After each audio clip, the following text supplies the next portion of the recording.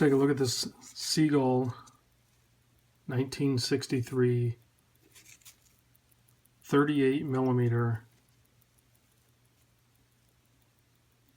hand wind vintage looking watch.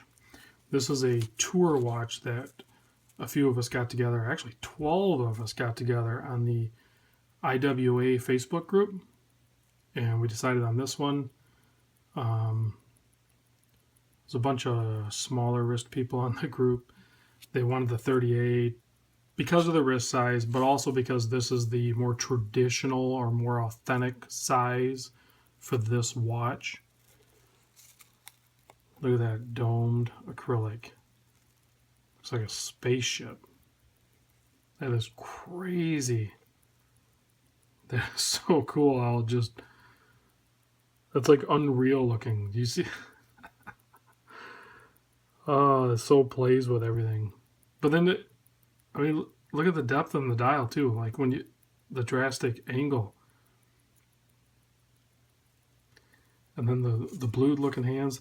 For being an inexpensive watch, this thing is just so cool to look at. I mean, personally, I would have bought the 42 millimeter.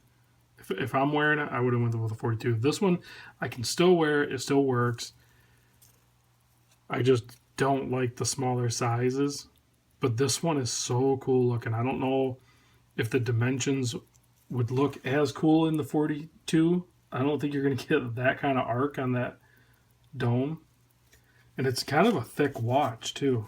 I haven't measured it, but yeah, it's 14 size. It's a thick watch for how small it is. But the lug width is really close to the same on the 42 and the 38. But it has the signed crown. It has the I hand wound it already, but I don't know if you can hear that. That's getting pretty tight right there. So that, and then when you click the chronograph on it, it's like you know you're doing it. You have to do it. It's called clunk. It's pretty cool. It's very mechanical. It's very cool and vintage looking. I could definitely see wearing the 42 millimeter myself. But then look at that.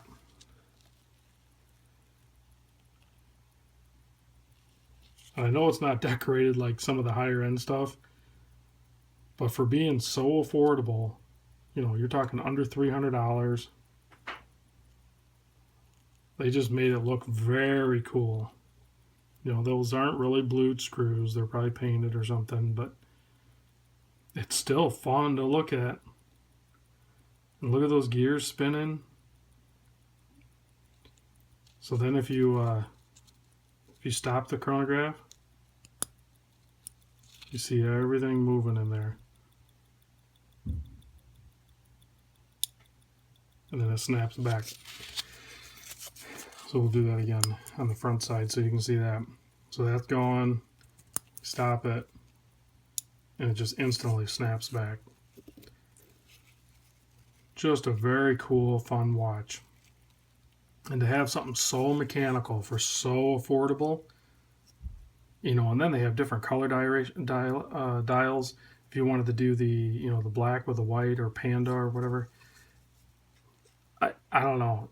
I at first I thought the panda would look really cool, but after having this one in my hands, I honestly think I would go for this one. The blued with the red and the champagne looking, and then the gold indices.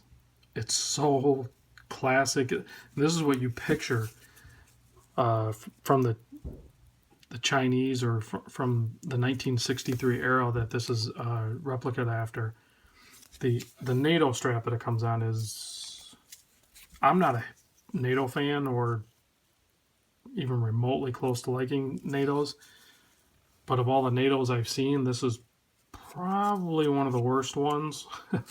It's pretty bad, and I think it's 18 millimeter too, so I don't have anything that'll work for this. Yeah, it's 18 mil. I don't have anything that'll work for this, so I'm gonna try to wear this or not. I started the tour on it and everything, but If it would have been a 42, I think I would have wore it some, but I'm not going to wear this. I still think it's extremely cool, and I can see owning one. And if you have, I would say I'm a 7 1/4 wrist. Like here's a 5600 G-Shock on my wrist. You know, you put that guy on there, it's just, it's thick enough, but it's tiny. So, but if you have the smaller wrist, this watch is so cool. Get the 38 for sure. If you're like 6.5 to 7, definitely get the 38. This thing would be perfect. It's just so cool to look at and play with. And you can do some different color straps for it. But you're going to look at that backside too. It's just fun to look at. So anyway, there's a quick look at the SeaGull 1963 38 millimeter.